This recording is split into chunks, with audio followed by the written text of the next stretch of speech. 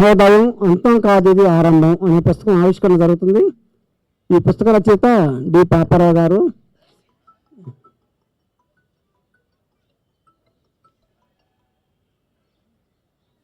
ఈ పుస్తకం ఆవిష్కరించడానికి వచ్చినటువంటి ఎస్ వెంకట్రావు గారు, పూర్వ Prajasakti book house సంపాదకులు, Prajasakti executive editor, ఆయన వేదిక మీకు రావాలని కోరుతున్నాను.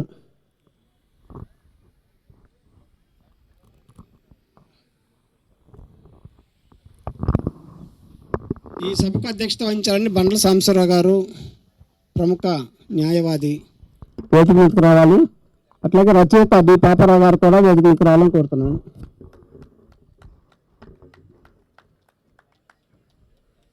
పాపారావు గారు 4 దశాబ్దాల నుంచి సామ్రాజ్యవాదానికి వ్యతిరేకంగా మార్క్సిస్టు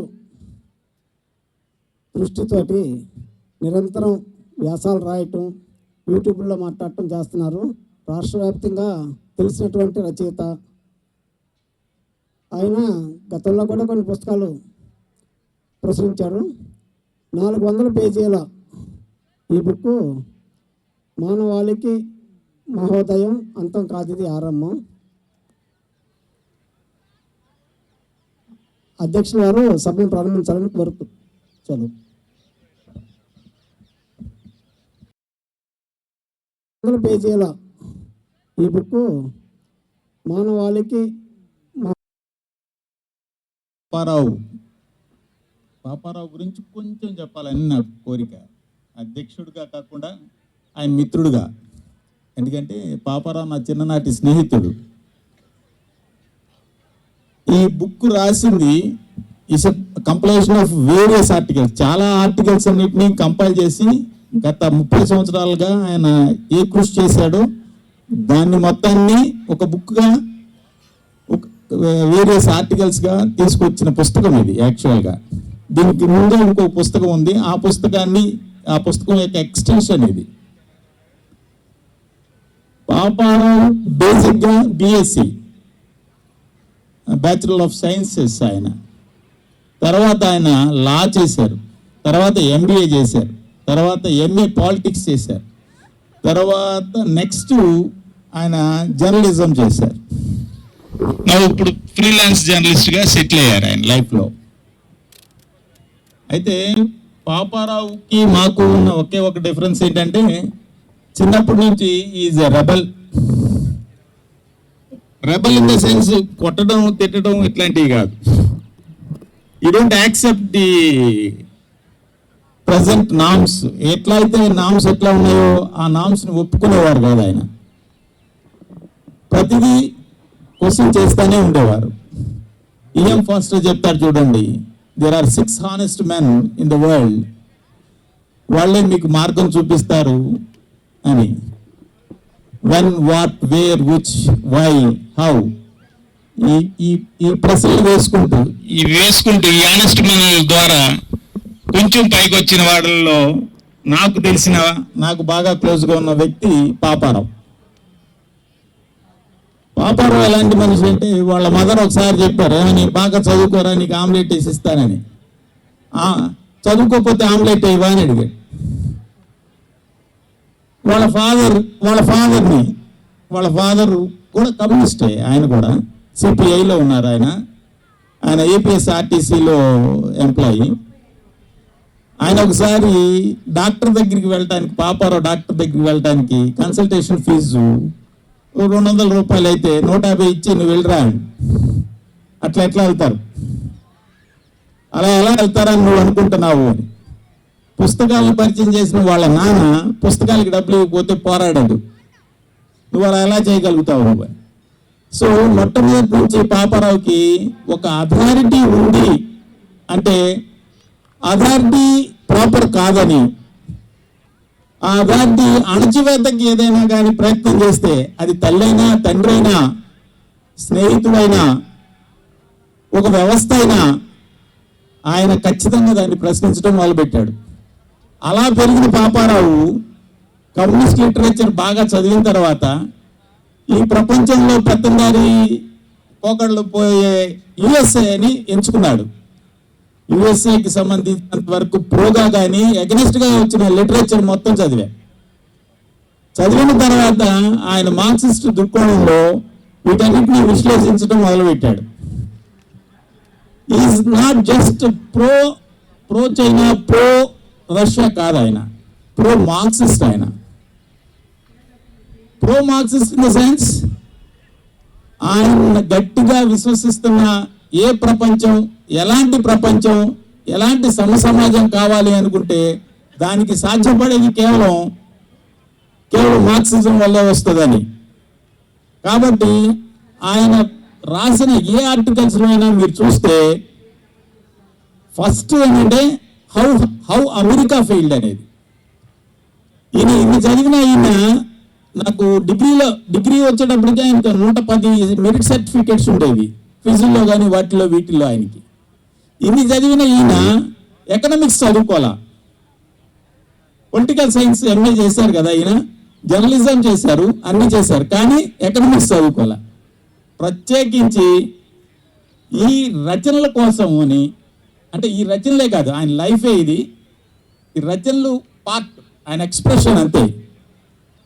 ఈయన ఏ విధంగా బ్రతకాలి అనుకున్నాడో ఆ విధంగా బ్రతకడం కోసం, మార్క్సిజాన్ని ఈయన ట్రూ సెన్స్ అర్థం చేసుకోవడానికి కోసం ఆయన ఎకనామిక్స్ని విపరీతంగా చదివి ఒక అవగాహన ఏర్పరచుకున్న తర్వాత ఆర్టికల్స్ రాయటం మొదలుపెట్టాడు. ఆషామాషిగా రాయలేదు ఆయన.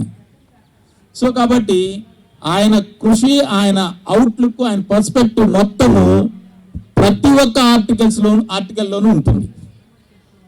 సో డెవలపింగ్ కంట్రీస్లో పరిస్థితి ఏంటి, అండర్ కంట్రీస్లో పరిస్థితి ఏంటి, గ్రీస్ పరిస్థితి ఏంటి, చైనా ఏం చేస్తుంది, China helps, the philosophy behind China to help A country, A American philosophy in extending it's help, అది ఏ విధంగా ఉంటుంది, అది ఏ విధంగా వినాశకరణం, ఇది ఏ విధంగా మానవాళికి ఉపయోగకరమనే విషయాన్ని ఈ అన్ని ఆర్టికల్స్లోనూ విశ్లేషణ రూపంలో మనకు కనపడుతుంది. So the silver line in all these articles is that it's a guide of perspective view of what you wanted to focus and what you wanted to make people know about this.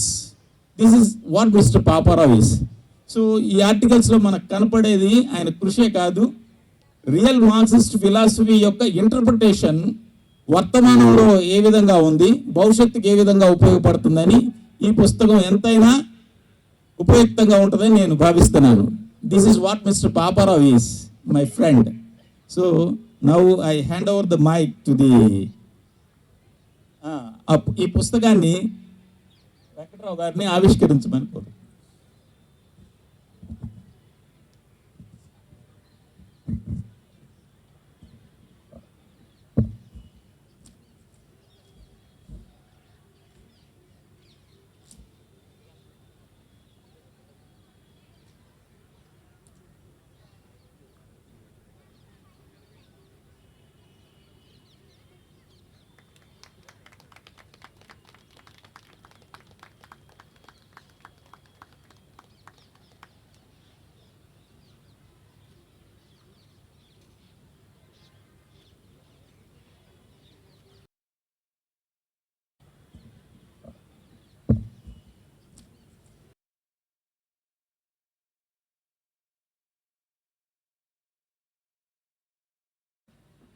Paparao గురించి కొంచెం చెప్పాలని నా కోరిక. అలాగే పుస్తక రచయిత మాళవాళికి మహోదయం, అంతం కాదిది ఆరంభం అనే ఈ పుస్తక రచయిత నా మిత్రులు.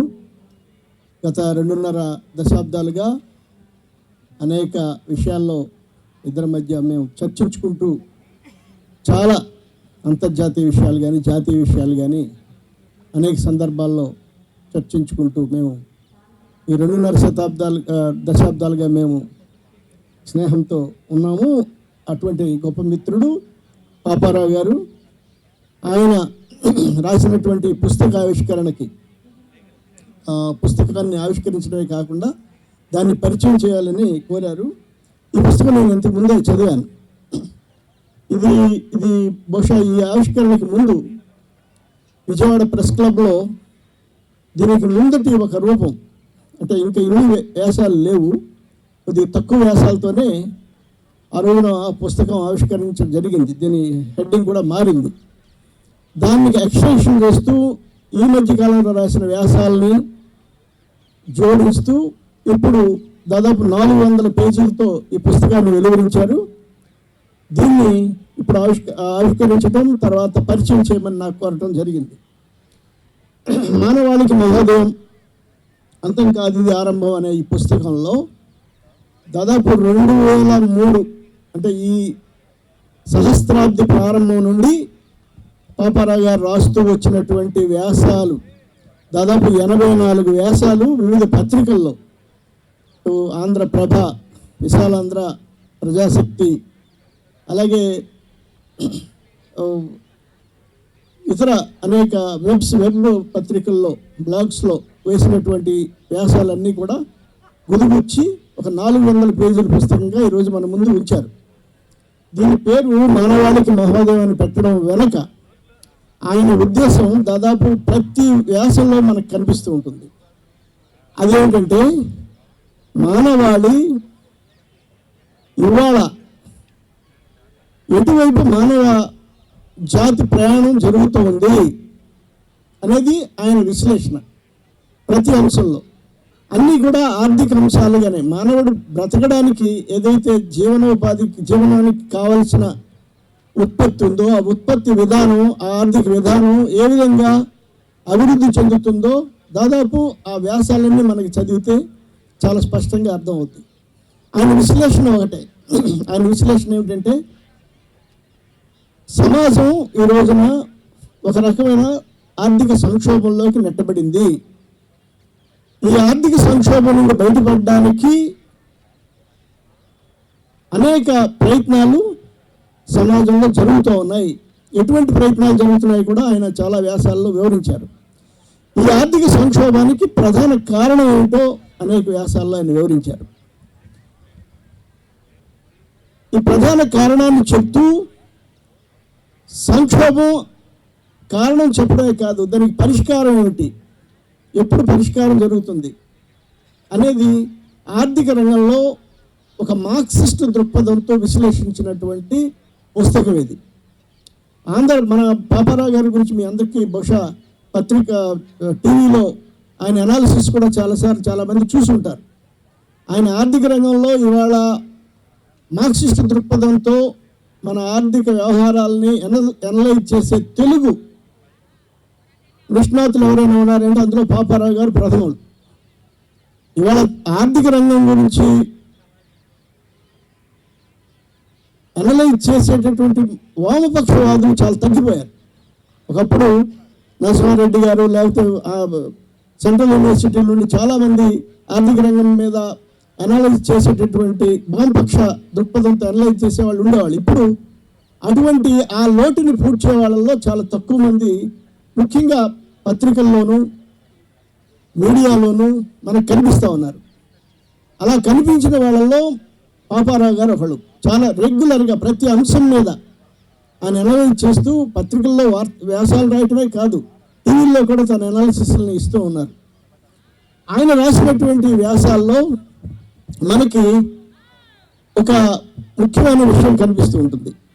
అదేంటంటే 2000 సంవత్సరం దాటిన తర్వాత 1999లో అమెరికాలోని ఉగ్రవాద దాడి జరిగిన తర్వాత అమెరికా తీసుకున్నటువంటి నిర్ణయం ఏదైతే ఉందో, ఉగ్రవాదం మీద యుద్ధం అనే పేరుతో అటు ఆఫ్ఘనిస్తాన్ మీద, ఇటు ఇరాక్ మీద, మిగతా ప్రపంచం మీద అనేక రూపాల్లో దండయాత్రలు చేసినటువంటి అక్కడి నుండి ప్రారంభించి అది అక్కడి నుండి ప్రారంభిస్తాడు. తర్వాత ఆర్థిక రంగంలో వచ్చినటువంటి మార్పులు, 2008లో వచ్చినటువంటి సంక్షోభం, ఆ సంక్షోభానికి కారణం ఏంటి, ఆ సంక్షోభం ఎందుకు దారి తీసింది, దాని తర్వాత వస్తున్నటువంటి సంక్షోభాలు చెప్పడమే కాదు, ఆయన ఫ్యూచర్ని కూడా చాలా స్పష్టంగా మన ముందు ఉంచుతాడు. ఈ వ్యాసాలన్నింటినీ కనుక మనం చదివితే ఇవాళ ప్రపంచవ్యాప్తంగా జరుగుతున్నటువంటి ఆర్థిక పరిణామాలని మనం సరైన దృక్పథంతో అర్థం చేసుకోగలమనేది నా ఉద్దేశం. అయితే పాపారావు గారితో నేను ఇంతకుముందు కూడా పుస్తకావిష్కరణ సందర్భంగా చెప్పాను, ఇప్పుడు కూడా చెప్తున్నా. ఆయన వ్యాసాలన్నీ ఏం చెప్తాయంటే అమెరికా సామ్రాజ్యవాదం ఇతర పశ్చిమ దేశాలను కలుపుకొని పశ్చిమ దేశాల మిత్రులతో కలిసి ఈ ప్రపంచం మీద ఆధిపత్యం వహించే క్రమంలో ఏర్పడినటువంటి సంక్షోభాన్ని అవి పరిష్కరించే పరిస్థితి లేదు. అది వరకు స్పష్టం, అది ఖాయం.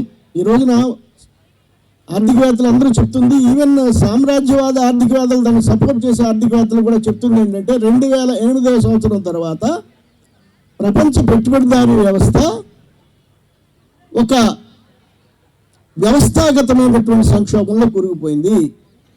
పెట్టుబడిదారీ వ్యవస్థకి సంక్షోభాలు రావడం అనేది సహజం. కార్ల్ మార్క్స్ చెప్పాడు ఆనాడే, ప్రతి 10 సంవత్సరాలకు ఒకసారి ఈ పెట్టుబడిదారీ వ్యవస్థకి సంక్షోభం వస్తూనే ఉంటుంది. ఈ సంక్షోభాల చక్రం కంటిన్యూస్గా సంక్షోభాల చక్రం ఒక చక్రం నుండి ఇంకో చక్రంలో ప్రయాణిస్తూ ఉంటుంది. అది ఒక సంక్షోభం నుండి ఇంకో సంక్షోభంలో పోయేటప్పుడు అది మరింత తీవ్రం అవుతుంది. ఆ సంక్షోభాల నుండి బయటపడడానికి పెట్టుబడిదారీ వ్యవస్థ రెండు, ఒకటి తను ఉత్పత్తి చేసినటువంటి ఉత్పత్తి శక్తుల్ని నాశనం చేయటం, మళ్ళీ ఉత్పత్తి చేసుకోవడం అనేది చేస్తుంది. అదే యుద్ధాలకు దారితీస్తుందని ఆయన ఆ రోజున విశ్లేషించాడు. అయితే 2008 తర్వాత మళ్ళీ సంక్షోభం నుండి వెనక్కి పడేటటువంటి పరిస్థితి ఈ ప్రపంచ ఆర్థిక వ్యవస్థకి లేదు. ఇది ఒక వ్యవస్థాగతమైనటువంటి సంక్షోభంలో కూరుకుపోయిందని ప్రపంచంలో ఉండే ప్రముఖ ఆర్థికవేత్తలందరూ చెప్తున్నటువంటి విషయం. ఈ వ్యవస్థాగతమైనటువంటి సంక్షోభంలో నుండి బయటపడడానికి ప్రభుత్వాలు రకరకాల ప్రయత్నాలు చేస్తున్నాయి. ఇందులో కూడా మనకి పాపారావు గారు రాసిన వ్యాసాల్లో కూడా చాలా ఈ అంశాలన్నింటినీ చర్చిస్తారు. ఆ ప్రయత్నాల్లో ఒకటి ఉద్దీపన కార్యక్రమాలు. అన్ని ప్రభుత్వాలు దాదాపు ప్రపంచంలో ఉండే ప్రభుత్వాలన్నీ కూడా అప్పులు తీసుకొచ్చి కేంద్ర బ్యాంకుల దగ్గర నుండి అప్పులు తీసుకొచ్చి ఉద్దీపన కార్యక్రమాలను ప్రవేశపెట్టినాయి, మన భారతదేశంతో సహా. ఈ ఉద్దీపన కార్యక్రమాల వల్ల కొంతకాలం మళ్ళీ నెట్టుకొని రావడం జరిగింది. కొంత దాని నుండి ఆ సంక్షోభం నుండి కొంత బయటపడడానికి ప్రయత్నం చేయడం జరిగింది. కానీ దానివల్ల వచ్చిన ఇంకొక సంక్షోభం ఏంటంటే ఇవాళ రుణ సంక్షోభం అనేది అన్ని దేశాలు ఆ రుణ సంక్షోభంలో కూరుకుపోయినాయి. ఇటు అమెరికా అత్యధిక రుణం కలిగినటువంటి రుణగ్రస్తమైన దేశం ప్రపంచంలో ఏముంది అంటే అది అమెరికా. ఆ రుణగ్రస్త దేశంగా అమెరికా అత్యంత అన్ని దేశాల నుండి అది దిగుమతులు చేసుకొని వాటికి డాలర్లు ముద్రించి వాటికి ఆ డాలర్లు పనిచేసేసి వాటి దగ్గర నుండి రుణాలు సరుకులన్నీ తెచ్చుకొని అనుభవిస్తూ ఉంది లగ్జరియస్గా. అదేమి ఉత్పత్తి చేయట్లేదు, అది ఒక్క ఆయుధాలు మినహా ఇంకేమి ఉత్పత్తి చేయట్లేదు ప్రపంచంలో. దానికి కావాల్సిన బియ్యం ఇటు పాకిస్తాన్, భారతదేశం లేకపోతే ఇతర కొన్ని దేశాలు అందిస్తున్నాయి. కాయగూరలన్నీ లాటిన్ అమెరికా దేశాలు, బనానా కంట్రీస్ అంటారు, ఆ దేశాలు అందిస్తున్నాయి. ఫ్రూట్స్, కాయగూరలు, వస్తువులన్నీ చైనా అందిస్తూ ఉంది.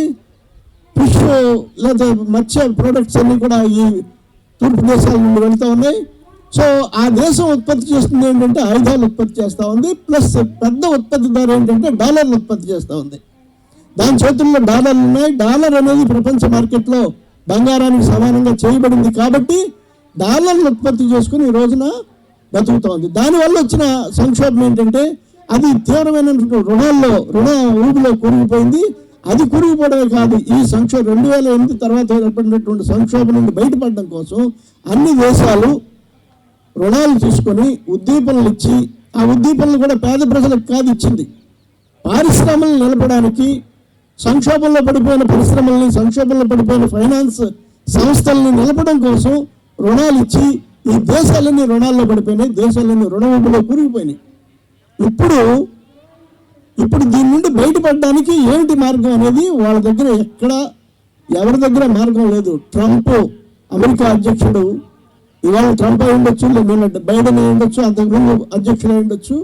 ఎంత అమెరికా దగ్గర కూడా వాళ్ళ రుణం నుండి బయటపడే పరిస్థితే కాదు, ప్రపంచాన్ని బయటపడే పరిస్థితి కూడా ఎలా పడేయాలో కూడా వాళ్ళ దగ్గర పరిస్థితి లేదు. G7 దేశాలు అనేక సందర్భాల్లో కూర్చొని మనం ఎలా ఈ రుణం నుండి బయటపడేయాలి, ప్రపంచం మీద మన ఆధిపత్యం ఎలా కొనసాగించాలని చెప్పుకున్నప్పుడు అవి కూడా ప్రపంచాన్ని రుణ ఊబిలో నుండి బయటపడేదానికి వారి దగ్గర కూడా మార్గం లేదు. అందుకని ప్రభాత్ పట్నాయక్ లాంటి సిద్ధాంతవేత్తలు, ఆర్థికవేత్తలు చెప్తుంది ఏంటంటే, ఈ రోజున ఈ నియో లిబరలిజం అనేది, నియో ఉదారవాదం అనేది ఒక దశకు వచ్చింది. ఇక్కడ నుండి అది ముందుకు పోలేదు, వెనక్కి పోలేని పరిస్థితి వచ్చింది. ముందుకు ఎందుకు పోలేదంటే, నయా ఉదారవాదం అది అనుసరించినటువంటి విధానాల వల్ల ప్రపంచ ఆర్థిక వ్యవస్థ ఇంకా ముందుకు పోయి పెరగడానికి అవకాశం లేనటువంటి ఒక సంక్షోభ పరిస్థితుల్లో పడిపోయింది. అందుకని ఈ మొత్తం ఇంతవరకు ఏదైతే గత 2-3 దశాబ్దాలుగా అమెరికా నాయకత్వం నుంచి నేను మార్గం చూపిస్తాను అనుకుందో, అది కూడా మార్గం చూపలేని పరిస్థితుల్లో ఇవాళ ప్రపంచ ఆర్థిక వ్యవస్థ అంతా కూడా ఎవరికి వాళ్ళు తమ తమ పరిస్థితులు తామే చక్కదిద్దుకున్నాం, అమెరికా యొక్క ఆధిపత్యం లేదా అది మనకు మార్గం చూపించలేదు, అదే ఇబ్బందుల్లో పడిపోయింది అనేటటువంటి పరిస్థితులు ఇవాళ ఏర్పడినాయి. అదే మనకి రాజకీయ రంగంలో, ఆర్థిక రంగంలో, మనకి ప్రపంచంలో ఇవాళ జరుగుతున్నటువంటి పరిణామాలు తెలియజేస్తున్నాయి. మొన్న ఈ మధ్య రష్యాలో కజాన్ నగరంలో ఈ బ్రిక్స్ సమావేశం జరిగింది. బ్రిక్స్ అనేది ఏంటి?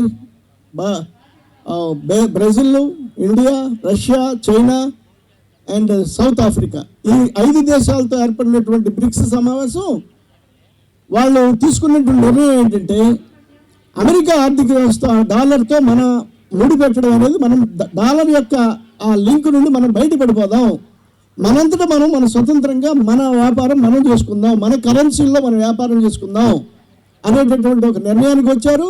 ఆ నిర్ణయంలోకి 5 దేశాలే కాదు, ఇవాళ ఇంకొక 4 దేశాలు ఎంటర్ అయినాయి.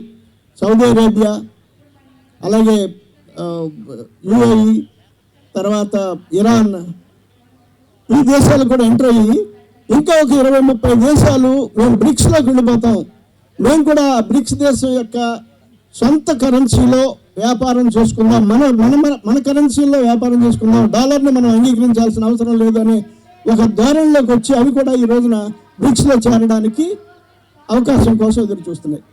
అలాగే షాంఘై కోఆపరేటివ్ సంస్థ పేరుతో ఒక 5 దేశాలు, కజకిస్తాన్, కిర్గిజిస్తాన్, చైనా, రష్యా, ఈ 5 దేశాలతో ప్రారంభమైనటువంటి అది కూడా ఒక పెద్ద సంస్థగా ముందుకు వచ్చి ఈ అమెరికన్ పట్టు నుండి తమ దేశాలను బయటికి లాగడానికి ఒక ప్రయత్నం చేస్తూ ఉన్నాయి.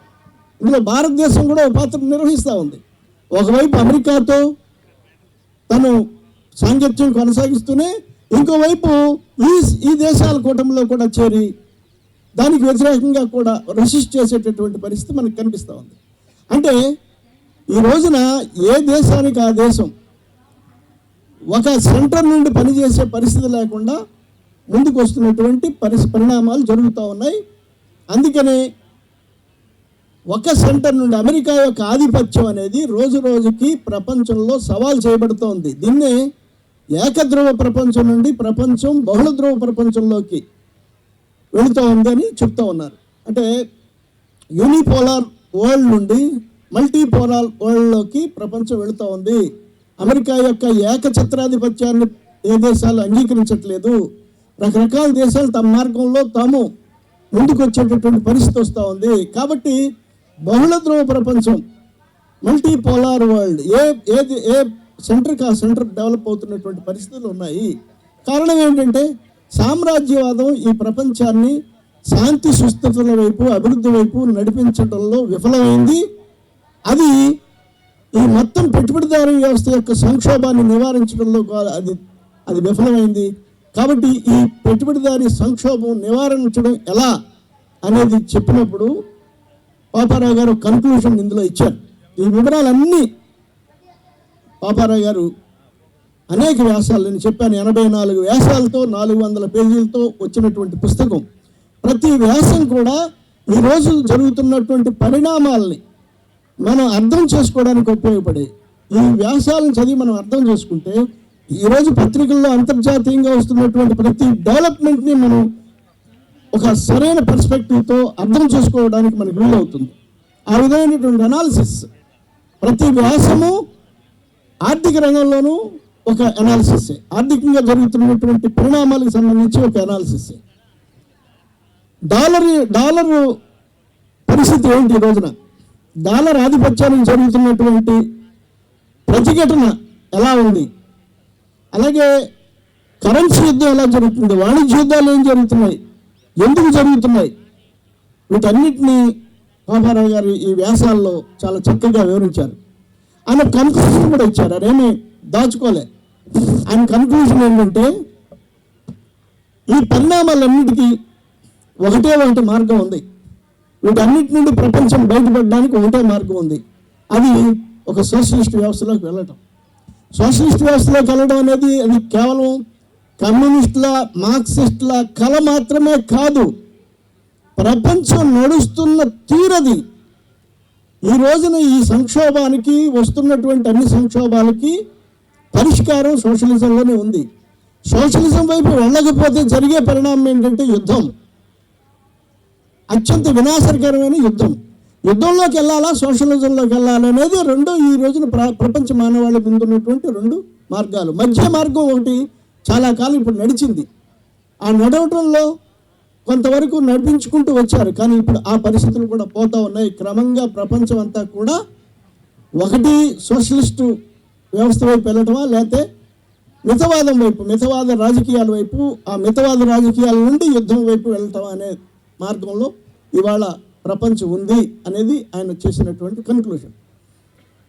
ఇందులో 2008లో ఏదైతే ఆర్థికవేత్తలు అందరూ అనలైజ్ చేశారో, ఈ ప్రపంచం ఒక వ్యవస్థాగతమైనటువంటి సంక్షోభంలో కూరుకుపోయింది. వ్యవస్థాగతమైన సంక్షోభం అంటే స్ట్రక్చరల్ సంక్షోభం, స్ట్రక్చరల్ క్రైసిస్. స్ట్రక్చరల్ క్రైసిస్ అంటే పెట్టుబడిదారీ వ్యవస్థే దాని వ్యవస్థాగతమైనటువంటి, దాని వ్యవస్థ సంక్షోభంలో పడింది. అది ఎక్కడో చిన్న చిన్న టైలరింగ్ పద్ధతిలో అక్కడ కుట్లేసి ఇక్కడ కుట్లేసి దాన్ని పరిష్కరించడం సాధ్యం కాదు.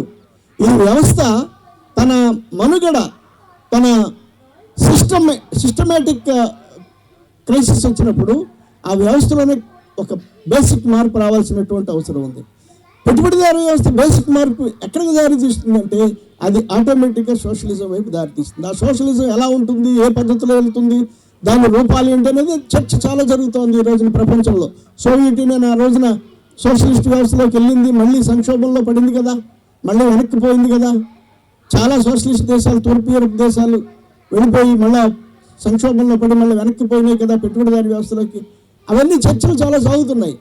కానీ ఏ రష్యా అయితే ఆ రోజున విప్లవం ద్వారా మళ్ళీ సోషలిజంలోకి వచ్చిందో, మళ్ళీ ఆ రష్యా కూడా ఇవాళ పెట్టుబడిదారు వ్యవస్థ నిలదొక్కుకోవడానికి ప్రయత్నం చేస్తున్నా అది కూడా అక్కడ కుదరట్లేదు, అది కూడా సంక్షోభంలో పడినటువంటి పరిస్థితి ఉంది. అందుకని అల్టిమేట్గా ఈ ప్రపంచం మొత్తం ఈ వ్యవస్థాగత సంక్షోభానికి వ్యవస్థాగతమైనటువంటి మార్పే పరిష్కారం అనేది పాపారావు గారు మొట్టమొదటి వ్యాసంలోనే ఆయన చెప్పాడు. అదే ఆయన చెప్పిన మానవాళికి మహోదయం అనే ఆయన పెట్టిన హెడ్డింగ్, అది అంతం కాదు ఇది ఆరంభం అనే దానికి కూడా దాని అర్థం అది. అంటే ఇది మానవాళికి ఈ సంక్షోభం ఇవాళ ఏదైతే ఎదుర్కొంటున్నామో ఈ సంక్షోభం మానవాళికి మహోదయం వైపు దారి తీస్తుంది. ఇది ప్రతిఘటన. ఈ సంక్షోభంలో చాలా ప్రతిఘటనలు జరుగుతున్నాయి. అమెరికా సామ్రాజ్యవాదం ఏనాడు లేనంత పెద్ద ఎదురు దెబ్బలు తింటా ఉంది అనేది ఆయన చెప్పినటువంటి ఒక. ఇందులో ఆయన కొన్ని విషయాల్లో అసలు అమెరికా యొక్క బలాన్ని ఈ పుస్తకంలో నేను చదివినప్పుడు బలాన్ని మరీ తక్కువగా అంచనా వేశారు అనేది కూడా నా వ్యక్తిగతమైనటువంటి అభిప్రాయం. అమెరికా బలాన్ని అది ఒక పేపర్ టైగర్ అనేది అది ఒకప్పుడు మావో అమెరికాని అట్లానే పేపర్ టైగర్గా వర్ణించాడు. అమెరికన్ సామ్రాజ్యవాదం లేదా అమెరికా ఈరోజు పేపర్ టైగర్గా అయితే ఏం లేదు. అది ప్రపంచాన్ని ఉద్ధరించే పవర్ పోగొట్టుకుంది, ప్రపంచాన్ని సంక్షోభంలో నుండి బయటపడే పవర్ పోగొట్టుకుంది. అది తన ఆర్థిక వ్యవస్థను కూడా సరిదిద్దుకొని ముందుకు పోయే శక్తిని కూడా కోల్పోయింది. ఇవన్నీ కోల్పోయినా ఈ ప్రపంచాన్ని వినాశనంలోనే నెట్టి ఈ వ్యవస్థని కొనసాగించడానికి ప్రయత్నం చేసే ఆ వినాశకర శక్తి మాత్రం ఇంకా అమెరికాకి ఉంది. దాని డాలర్ ఆధిపత్యం, దాని సైనికాధిపత్యం, అన్నిటికీ మించి దాని యొక్క ప్రచారం.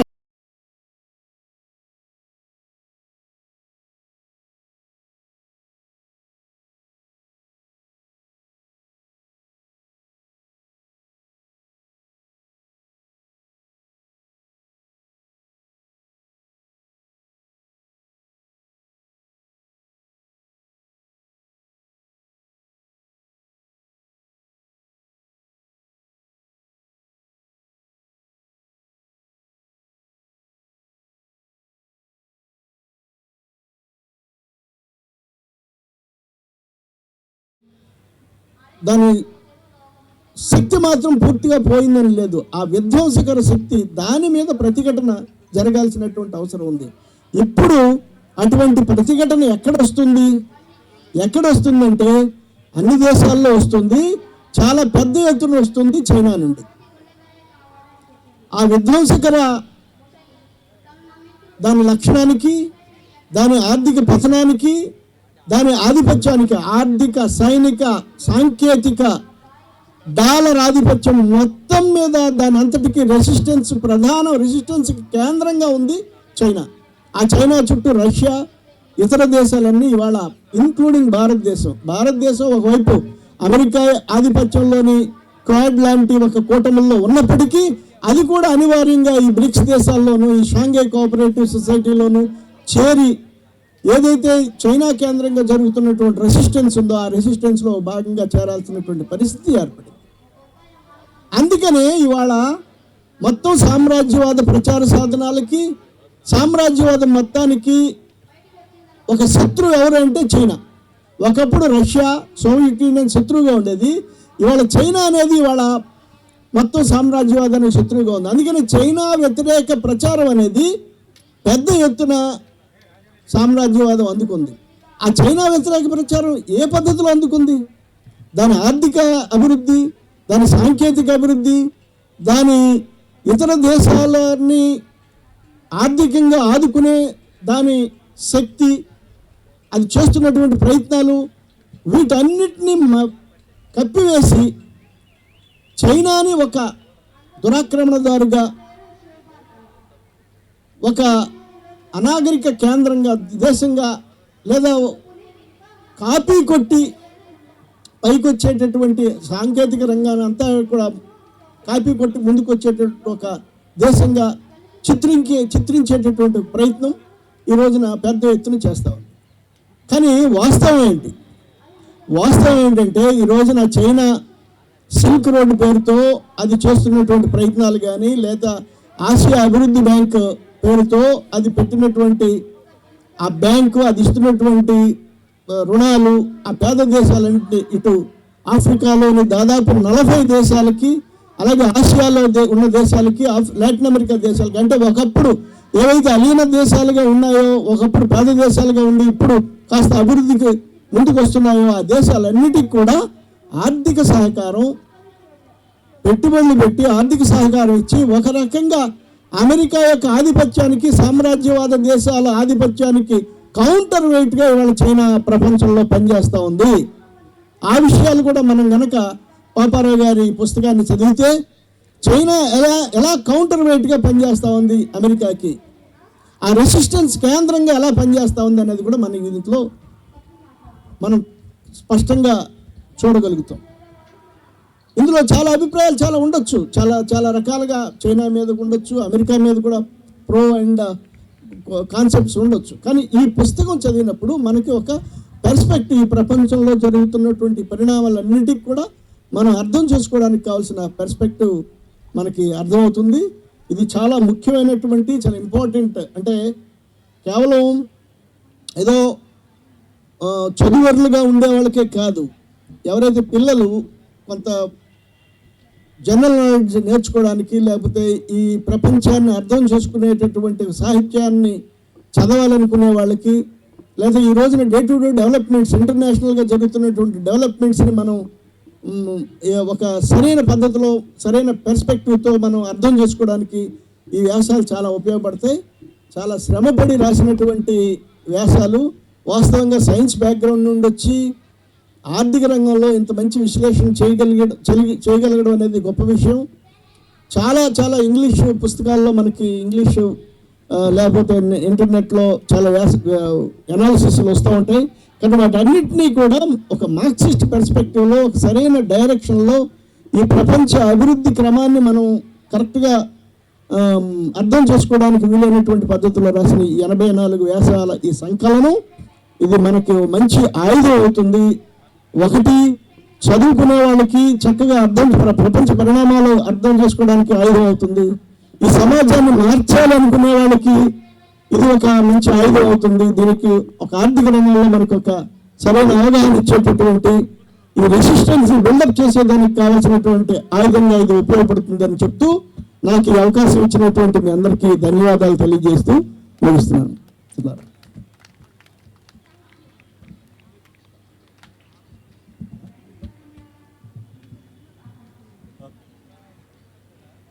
Now I invite Mr. Paparao to speak on this.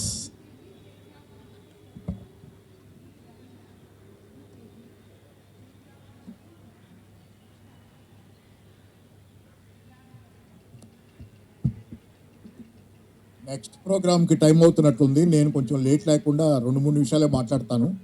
ప్రధానంగా వక్తలుగా పిలవగానే వచ్చినటువంటి వెంకట్రావు గారికి, అధ్యక్షత వహించడానికి అంగీకరించిన సాంబశివరావు గారికి ధన్యవాదాలు. ఏంటంటే ఒకటే, నాకు సరే అమెరికా ఎప్పుడో పతనం అవుద్ది అనేది నేను అనుకుంటున్నాను అనేది కాదు. అమెరికా ఆల్రెడీ పతనం అయింది. కాలగమనానికి ఒక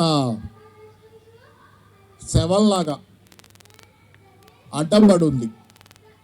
కాలం ముందుకు పురోగమించడానికి, మానవ జాతి ముందుకు పురోగమించడానికి, కొత్త ఉదయానికి అది ఆటంకంగా అడ్డంగా పడి ఉంది. అంటే నేను చెప్పటం కాదు ఈ మాటలు. అమెరికాలోనే ఒక క్యాంప్ ఉంది, రిపబ్లికన్ పార్టీలో ఒక క్యాంపు, మాగా అని. మాగా అంటే మేక్ అమెరికా గ్రేట్ అగైన్. అమెరికాని మళ్ళీ గ్రేట్ చేయండి, అమెరికాని మళ్ళీ గొప్పదానిగా చేయండి అని. అంటే అమెరికా గొప్పతనం అయిపోయిందని వాళ్ళే చెబుతున్నారు. మళ్ళీ దాన్ని తీసుకొచ్చి గొప్పదాన్ని చేద్దామని చెబుతున్నారు. కాబట్టి ఆ గొప్పదాన్ని చేయటం గురించి చెప్పుకుంటాను. వాళ్ళే అంగీకరిస్తున్నారు అమెరికా గొప్పది కాదు, ఇప్పుడు మళ్ళీ దాన్ని గొప్ప చేయడానికే మేము పూనుకున్నామని. కాబట్టి అమెరికా పతనం అయిందనేది అమెరికాలోని మితవాదులు, ఎవరైతే అమెరికా జాతీయ దురహంకారులు ఉన్నారో వాళ్ళే చెబుతున్న వాస్తవం. కాబట్టి అమెరికా సామ్రాజ్యవాదం కాలానికి అడ్డంగా పడినటువంటి ఖాయం ఈరోజు. దాన్ని తొలగించుకుంటా ముందుకు పోయే కార్యక్రమం జరగాలి. దానికి జరగాల్సింది ఏంటంటే, జనాలకి సమస్యలు ఈరోజు పెరుగుతున్నాయి. మీరు గమనించండి, యువజనులు ఎవరైతే ముఖ్యంగా తెలుగు రాష్ట్రాల్లో అమెరికాలో ఉపాధి వెతుక్కుంటా వెళ్ళటం, ఆ రోజు ఎన్ఆర్ఐలుగా ఉన్నవాళ్ళు దరిదాపుగా ఆంధ్రప్రదేశ్లో అయితే ప్రతి 2-3 కుటుంబాలకి ఒకళ్ళు ఖచ్చితంగా ఎన్ఆర్ఐలుగా, చాలా చోట్ల అయితే ప్రతి కుటుంబంలో ఎన్ఆర్ఐలు ఎంతోమంది ఉన్నటువంటి కుటుంబాలు ఎన్నో ఉన్నాయి అమెరికాలో, ముఖ్యంగా ఐటీ రంగాల్లో. కాబట్టి ఐటీ రంగం ప్రధాన ఉపాధి కల్పనగా అమెరికా అనేది ఒక అల్టిమేట్ డెస్టినేషన్గా ఉంటా వచ్చిన కాలం నిన్నటి దాకా నడిచింది. ఆ కాలం ఇప్పుడు అయిపోతుంది. ట్రంప్ కూడా స్వయంగా ఇంకెవరు మాకు మీరు వద్దు అని చెబుతున్నాడు. అలాగే ఐటీ రంగంలో కూడా కొత్తగా ఉపాధి కల్పన లేకపోగా ఉన్న ఉద్యోగాలు పోయే కాలంలో ఆర్టిఫిషియల్ ఇంటెలిజెన్స్ లాంటివి వచ్చిన తర్వాత పరిస్థితులు వేగంగా మారిపోతున్నాయి. కాబట్టి ఇక అమెరికా మనకి ఉపాధి కల్పన మార్గంగానో, మన జీవనోపాధి మార్గంగానో, మన ప్రాస్పరిటీకి మార్గంగానో ఎంత మాత్రం ప్రపంచ యువజనులకు కానీ, ముఖ్యంగా భారతదేశం, అందులో ఆంధ్ర రాష్ట్రాల యువజనులకు ఉండే అవకాశం లేదు. ఇదే నేపథ్యంలో జరుగుతున్న పరిణామాలు ఈరోజు ఐఐటీలో, ఐఐఎంలో చదువుకునే విద్యార్థులకు కూడా ఉద్యోగాలు సరిగ్గా రావటం లేదనేది ఈ మధ్య వార్తలు మనం చదువుతున్నాం. చాలామంది వాళ్ళకు కూడా ఉద్యోగాలు రావటం. గతంలో వాళ్ళకి ఉద్యోగాలు పిలిచిచ్చేవాళ్ళు, 1,00,000 ఎన్ని కోట్ల శాలరీస్తో వాళ్ళ ఉద్యోగాలు చేరేవాళ్ళు పేపర్లో వార్తలుగా ఉండేవి. ఈరోజు అది కాదు పరిస్థితి. అదే క్రమంలో మీరు గమనిస్తే, మేము పోయిన నెలలో నవంబర్ నెలలో, అంటే అంత ముందు నెలలో, జనవరి కాబట్టి డిసెంబర్, నవంబర్ నెలలో ఈ పుస్తకం వేసిన తర్వాతే, ఈ పుస్తకాన్ని వేసింది ఆగస్టులో, నవంబర్ నెలలో మింట్ పత్రికలో ఒక సాటర్డే వచ్చినటువంటి లాంచ్ అనే పేరుతో వస్తుంది మింట్. ఆ రోజు దానిలో ఒక స్పెషల్ ఆర్టికల్, మొత్తం కవర్ పేజీ ఇదంతా లోపల పెద్ద ఆర్టికల్, అసలు స్టోరీ అది. దానిలో వాళ్ళు రాసింది ఏంటంటే ఇప్పటి యువతరం చాలామంది మహానగరాల్లో ఈ సంక్షోభంలో ఉద్యోగాలు ఇట్లాంటి క్రైసిస్ ఉండి చాలా మరికి అగమ్య గోచర పరిస్థితుల్లో టారట్ అంటే జ్యోతిష్యం లాంటి వాటిని, యాస్ట్రాలజీ, వీటిని ఆశ్రయిస్తున్నారు. వాళ్ళ దగ్గరికి పోతున్నారని, వాళ్ళ దగ్గరికి పోయి భవిష్యత్తు ఏంటో చెప్పమని అడుగుతున్నారని. గతంలో ఇది ఎవరిలో ఉండేదంటే కొంత చదువుకోని వాళ్ళలోనూ వెనకపడ్డ వాళ్ళలోనూ మాత్రమే ఉండేది. కొంత పెద్ద వయసు వాళ్ళు, పాత తరం వాళ్ళలో ఇవన్నీ పిల్లల్ని తీసుకెళ్ళి చెప్పి, కానీ ఈ తరం వాళ్ళు కూడా, కొత్త తరం యువకులు, ఇంత చదువుకున్న వాళ్ళ ఐఐటీలో ఏఎంలో కూడా టారట్ను ఆస్ట్రాలజీని ఆశ్రయించి మా భవిష్యత్తు ఏంటో చెప్పమనే పరిస్థితి వచ్చిందంటే ఏమవుతుంది అంటే ఒక భవిష్యత్తు అగమ్య గోచరమైనటువంటి, దాన్ని ఎక్స్ప్లెయిన్ చేయలేనటువంటి, ఏమవుతుందో తెలియనటువంటి స్థితి ఈరోజు ఒక అన్సర్టినిటీ అనేది సమాజంలో యూత్లో ఏర్పడింది. దానికి ఆ ప్రశ్నకి వాళ్ళ దగ్గర జవాబులు లేవు. ఎందుకు ఇలా ఉంది, దీనికి మార్గాంతరం ఏంటి, దీన్ని ఎలా పరిష్కరించుకోవాలనే దానికి వాళ్ళ దగ్గర జవాబులు లేవు. అందుకే జ్యోతిష్యుల దగ్గరికి వెళ్తున్నారు. ఇది ఎలా ఉందంటే రష్యా విప్లవానికి ముందు జారు చక్రవర్తులు రష్యా విప్లవానికి ముందు వాళ్ళ భవిష్యత్తు, వాళ్ళ పరిస్థితి అగమ్య గోచరంగా అయినప్పుడు, వాళ్ళు ఉంటే రేపు పొద్దున ఏమవుతుందో తెలియని పరిస్థితి ఉన్నప్పుడు వాళ్ళు రాస్పుటిన్ అనే ఒక మాంత్రికుడిని, ఒక గారడీ వాడిని ఆశ్రయించారు. వాళ్ళ ఆస్థానంలో ఉండేవాడు రాస్పుటిన్ అనేవాడు, ఒక మెజిషియన్ లాంటి వాడు. అతను చెప్పిన దాని ప్రకారం వాళ్ళు నడుచుకునేవాళ్ళు. ఒక గారడీ, ఒక జ్యోతిష్యుడు లాంటి వాడు. అది పతనకాలం తాలూకు లక్షణం. జ్యోతిష్యం లాంటి వాటిని ఆశ్రయించడం కానివ్వండి, భవిష్యత్తు అగమ్య గోచరంగా ఉన్న కాలంలో లక్షణం ఏంటంటే ఇలా మ్యాజిక్ని, ఏదో అద్భుతాలు జరగాలని దాన్ని ఆశ్రయించడం ఏంటంటే ఉన్నదానికి, జరుగుతున్న పరిణామాలకి జవాబు, వివరణ ఇచ్చుకోలేని కాలంలో జరిగే పరిణామం. ఆ వివరణ ఇచ్చుకోలేని కాలంలో వీళ్ళు జ్యోతిష్యులను ఆశ్రయిస్తున్నారు. కాబట్టి దానికి బదులుగా, దానికి జవాబుగా శాస్త్రీయంగా ఆలోచించి చెప్పే మార్గంగా సోషలిజమే మీకు నిజమైన పరిష్కారం. బహుశా మీకు అది గోచరించకపోవచ్చు. మీరు జ్యోతిష్యులను ఆశ్రయిస్తే ఈ సమస్య పరిష్కారం కాదు. సోషలిజం అనేది మాత్రమే భవిష్యత్తులో మానవ జాతి అంతటికి ముందుదారిగా ఉంటుందని చెప్పే ప్రయత్నంలో నా పుస్తకం కూడా ఒక ప్రయత్నం. జ్యోతిష్యుడు కాదు, సోషలిజం మీకు దారి, ఎందుకనే దానికి చెప్పే ప్రయత్నం ఈ పుస్తకం ఒకటి, కొంత నా ప్రయత్నంలో ఇది ఒకటి. సరే, తర్వాత నేను చెప్పటమే కాదు, సోషలిజం దారి. ఇదే మింట్ పత్రిక ఆర్టిఫిషియల్ ఇంటెలిజెన్స్ లాంటి వాటి గురించి రాస్తా ఒక సంవత్సరం క్రితం అనుకుంటా అదొక వ్యాసం రాసింది. ఆ వ్యాసంలో, వ్యాసం కాదు, ఫస్ట్ పేజీలో ఒక చిన్న నోట్ ఇస్తుంది, స్టోరీ లాంటి నోట్. దానిలో అది రాసింది ఏంటంటే భవిష్యత్ కాలంలో, అంటే తొందరలోనే ఈ నిరుద్యోగ సమస్యకి పరిష్కారం ఏంటి, ఇలా పెరిగిపోతుంది నిరుద్యోగం అనే ప్రశ్న వేసి దాని దగ్గర మింట్ పత్రిక చెప్పినటువంటి చిన్న స్టోరీ. దానిలో నేను చెప్పిన జవాబు ఏంటంటే labour market planning no longer sounds like an idea taken from the Soviet model. Soviet model అనేది, అంటే సోషలిస్ట్ మోడల్ అనేది, దాని లేబర్ ప్లానింగ్ అనేది ఏదో పాత శకం వ్యవహారం కాదు, ఇప్పుడు అది అవసరం అని చెప్పింది. Labour market planning no longer sounds like a idea taken from the Soviet model of a controlled economy. Instead it is something that economic planners must pay attention to. ఇదేదో పాతకాలంలో సోవియట్ వాళ్ళు చేసిన లేబర్ ప్లానింగ్, అది పాత రోజుల్లో అయిపోయింది, Soviet పతనం అయింది అనుకోకూడదు. ఇప్పుడు ఆర్థికవేత్తలు మళ్ళీ అలాంటి ఆర్థిక నమూనా గురించి మళ్ళీ దృష్టి పెట్టి ఆలోచించాలి, అది మాత్రమే సమస్యకి పరిష్కారం అని చెప్పి మింట్ పత్రికలో ఫస్ట్ పేజీ. మింట్ అంటే ఏంటంటే భారతదేశంలో మింట్, అది అమెరికాలో అయితే వాల్ స్ట్రీట్ జర్నల్. కాబట్టి సోషలిజం తప్పితే మరే పద్ధతి, మరే వ్యవస్థ సమస్యలు పరిష్కారం చేయలేని కాలంలో ఉన్నాం. ఇన్నాళ్ళు బహుశా మాలాంటి వాళ్ళం కొంచెం, అంటే వెంకట్రావు గారు లాంటి వాళ్ళు కానీ, నేను పార్టీలో లేను, ఏ పార్టీలో, గతంలో సిపిఐలో ఉన్నాను, ఇప్పుడు ఏ పార్టీలో లేను. కమ్యూనిస్ట్ భావజాలం అయితే అలాగే ఉంది, పార్టీలతో వద్దనుకున్నాను, ఉంటున్నాను. సరే, వెంకట్రావు గారు లాంటి డెడికేటెడ్ వాళ్ళు పార్టీల్లో ఇంకా స్థిమితంగా పనిచేస్తున్నారు. సరే, ఏదేమైనా ఏంటంటే చాలా కాలం పాటు కమ్యూనిస్ట్ ఉద్యమాలు కూడా భారతదేశంలో సన్నగిల్లి వెనకబట్టు పట్టినాయి. దీనికి కారణాలు చాలా ఉన్నాయి, రెండే ముక్కలు. దీనిలో ప్రధానంగా ఏంటంటే గత 30 సంవత్సరాల కాలంలో ఇతర జీవనోపాధి మార్గాల కంటే పెద్ద జీవనోపాధి మార్గంగా రియల్ ఎస్టేట్ లాంటి షేర్ మార్కెట్లు మారినాయి. స్పెక్యులేషన్ ప్రధాన జీవనోపాధి మార్గంగా మారింది.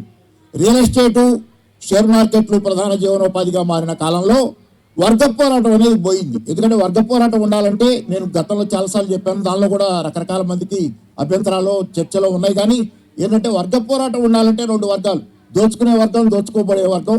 ఒక ఫ్యాక్టరీయో లేకపోతే ఒక కార్యాలయమో దోచుకోవడానికి అదనపు విలువ, అంటే కార్మికుడిని కొల్లగొట్టి యజమాని లాభాలు సంపాదిస్తూ ఇట్లాంటివన్నీ ఉండాలి. కానీ రియల్ ఎస్టేట్లో షేర్ మార్కెట్లో మీకు కనపడవు.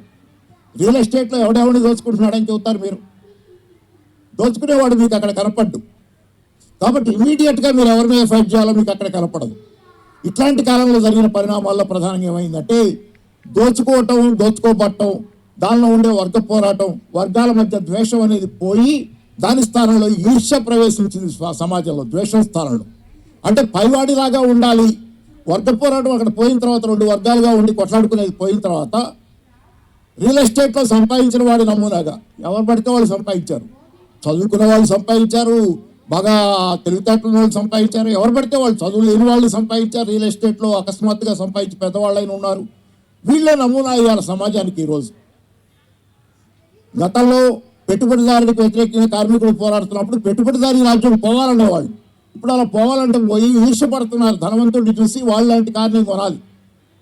ఎందుకంటే అక్కడ మీకు వర్గ పోరాటం పోయింది, అదనపు విలువ లేదు, దోచుకోవడం అనేది కనపట్టల్లా. కాబట్టి ధనవంతుడిలాగా ఉండాలనే ప్రయత్నం ఒకటి సమాజంలో ప్రధానంగా ప్రబలింది. ధనవంతుడు ఒక నమూనా అయ్యాడు. ఈ కాలంలో కమ్యూనిజం బతకలా. కానీ ధనవంతుడు నమూనా అవుతున్నటువంటి కాలం అంతరించిపోతుంది. రియల్ ఎస్టేట్ లాంటివి కూడా ఇక ముందు సాగే పరిస్థితి లేదు. ఇందాక వెంకటరావు గారు నా పుస్తకం నుంచి ఉటంకించినట్టుగా ఉద్దీపనలకు వెదలిన కాలం కాదు. డబ్బులు ఇష్టానుసారం చలామణిలో పెడితే రియల్ ఎస్టేట్ పెరిగింది. డబ్బులు విపరీతంగా సర్క్యులేషన్లోకి వస్తుంటే ఆ డబ్బులు వచ్చినప్పుడు సప్లై పెరిగి డబ్బులది రియల్ ఎస్టేట్ వాల్యూస్ పెరిగింది. ఇక ముందు కాలం అది కాదు. రియల్ ఎస్టేట్ లాంటివన్నీ కూడా డిక్లైన్ అవుతున్న కాలం. ఈ మధ్య షేర్ మార్కెట్ కూడా గత కొద్ది నెలలుగా మీరు చూస్తున్నారు. దానిలో ఒడిదుడుకులు అది పతన దిశ. కాబట్టి ఓవరాల్గా స్పెక్యులేటివ్ ఎకానమీస్ అన్ని కొలాప్స్ అవుతున్నాయి. కాబట్టి ధనికులు పేదలని ముఖాముఖి దిక్కునే రెండు వర్గాలుగా సమాజం చిరిగిపోయి మళ్ళీ వర్గ పోరాటాల కాలం తెరలేస్తుంది. కాబట్టి కమ్యూనిజానికి మళ్ళీ చిగురులు వస్తాయి.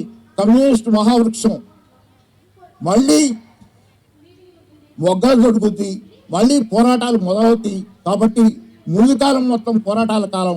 ఈ పోరాటాల కాలంలో ఎక్కువ కష్ట నష్టాలు లేకుండా తక్కువ కష్టంతో, తక్కువ నష్టంతో మానవ జాతి కొత్త దారిని వెతుక్కోగలగాలంటే ఆ దారి ఏదో ఉంది, వాళ్ళకి స్పష్టత ఉండాలని అనుకుంటా దానిలో భాగంగా ఈ పుస్తకం రాశారని చెప్తా. ధన్యవాదాలు. Thank you.